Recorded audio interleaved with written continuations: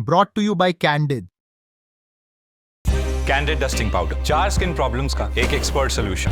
Candid dusting powder, हटा खुजली, लगा कैंडिड। सोनम रघुवंशी ने यूपी पहुंचकर एक कॉल किया था।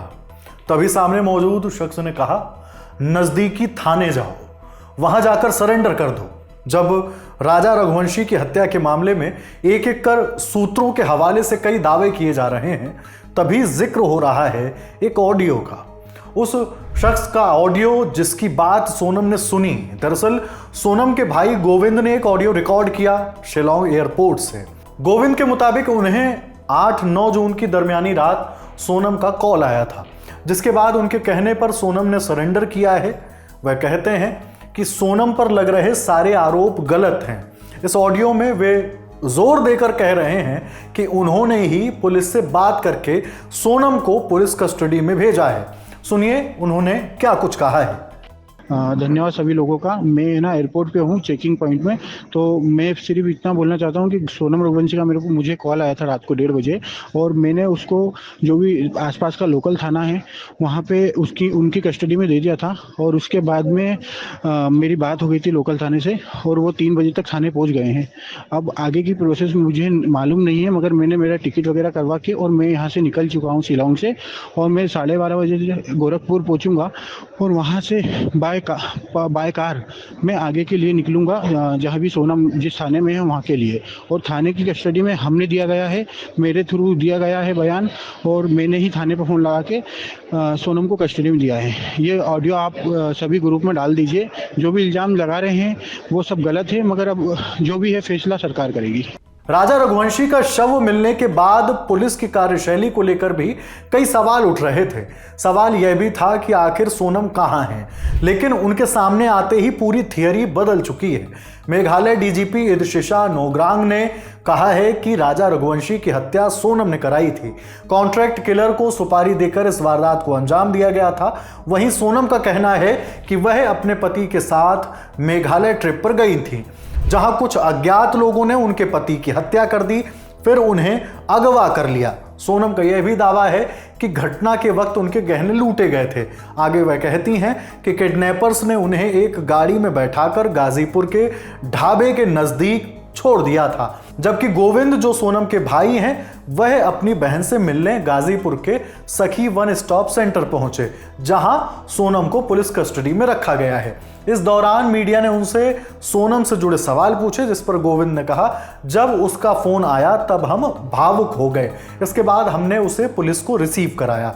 नहीं, ऐसी कोई बात नहीं हुई है, हमें ऐसी कोई बात नहीं। सिर्फ उसका फोन आया, हम भावुक हो गए, हमने पुलिस थाने में कंप्लेंट करा और उसको रिसीव करवाने की कोशिश की। नहीं, हमने पूछ ही नहीं पाए हम उनसे। अच्छा, ये घटना को लेकर आपको कोई जानकारी है? किसी तरह की कोई बात हुई थी? कुछ भी जानकारी। देखिए मेघालय पुलिस ने जो कहा है कि ये सोची समझी साजिश है, इस पर क्या कहेंगे? सर, पहले बहन को मिलने दो। आप भी इधर, हम भी इधर। कितना समय हो गया आपको सोनम से मिले हुए? अभी कितना दिन हो गया? 20 दिन हो गया। जान तो राजा की गई, आपके ऊपर, आपकी बहन के ऊपर आरोप लगाए। आप आज से आरोपों से नहीं बच सकते। मैं अभी कुछ भी बयान नहीं कर सकता हूँ। आप लोगों से हाथ जोड़ के पैर पड़ के रिक्वेस्ट है, आप मुझे पहले मिलने दीजिए, उसके बाद में मैं आपको बयान करूंगा। इस मामले में सोनम समेत 5 लोगों पर राजा रघुवंशी की हत्या का आरोप है। पोस्टमार्टम रिपोर्ट के मुताबिक राजा की हत्या धारदार हथियार से की गई थी और उनके सिर पर 2 गंभीर वार किए गए थे। एक वार सिर पर आगे और दूसरा सिर पर पीछे किया गया। दोनों घाव इतने गहरे थे कि उनकी मौत हो गई। आज तक की रिपोर्ट्स के मुताबिक पुलिस सूत्रों का कहना है कि सोनम का राज कुशवाहा नाम के शख्स से अफेयर चल रहा है। कहा यह भी जा रहा है कि इन दोनों ने मिलकर आनंद, आकाश, विशाल के साथ इस वारदात को अंजाम दिया। फिलहाल इन सभी की गिरफ्तारी हो चुकी है। पुलिस का क्या कुछ कहना है, सुनिए। ट्रांजिट रिमांड लेने के बाद ये वहाँ जो मेघालय शिलोंग में, जहाँ पर जो सोहरा डिस्ट्रिक्ट है, सोहरा डिस्ट्रिक्ट वहाँ के जुरिस्डिक्शन थाने में इन आरोपियों को पेश करेंगे। वहाँ फिर उनका पुलिस रिमांड लिया जाकर वैधानिक कार्रवाई आगे की करेंगे। सर, आपने बताया कि एविडेंस जो कोर्ट के सामने रखे गए, जज के सामने रखे गए, उसके आधार पर उन्हें रिमांड दी गई है, तो क्या ये तथ्य साबित कर पाई पुलिस अभी यहाँ पे कि हत्याकांड में सभी शामिल थे? देखिए, निश्चित रूप से तभी माननीय न्यायालय के द्वारा इसमें चूंकि ट्रांजिट रिमांड इनको दिया गया है 7 दिन का, और निश्चित रूप से कहीं ना कहीं इस तरह के एविडेंस है जिनके द्वारा माननीय न्यायालय के समक्ष रखे गए, जिसके आधार पर उनकी ट्रांजिट रिमांड स्वीकृत की गई है। अब सर यहाँ पे अगला काम मेघालय पुलिस का ही है। इंदौर पुलिस किसी तरह की कोई इसमें छानबीन या फिर कोई इंटरोगेशन करेगी आरोपियों की? देखिए, लगातार इसमें DCP crime branch Rajesh Tripathi sir लगातार इसमें कोऑर्डिनेशन में लगे हुए, और इसके अलावा शुरुआत से ही जब से कि ये लोग चिंतित थे, परिवार के लोग, और कमिश्नर सर से मिले थे, लगातार कोऑर्डिनेशन का काम चल रहा था। और आगे भी इस तरह की अगर जब शिलोंग पुलिस को कोई भी ऐसे एविडेंस ऐसा लगता है कि किसी और अन्य व्यक्ति का भी रोल है, तो उसमें जो भी सहयोग मांगेंगे इंदौर पुलिस कमिश्नरेट पूरा सहयोग करेगी। एक अंतिम सवाल, बस एक जो दुविधा मन में बनी हुई है लोगों के कि ये पकड़े कहां से गए हैं? ये तीनों आरोपी इंदौर से ही पकड़े गए हैं या कोई आरोपी इंदौर से कुछ बाहर से पकड़े? देखिए, 2 आरोपी यहाँ से इंदौर से पकड़े गए, एक इंदौर के आसपास से ही पकड़ा गया, और चौथा आरोपी जिसको लेकर आ रहे हैं आनंद को, जो कि सागर के बीना के पास से पकड़ा गया है। बाकी इस केस की पूरी जानकारी आप हमारे आज के दिल लल्ला टॉप शो में देख सकते हैं।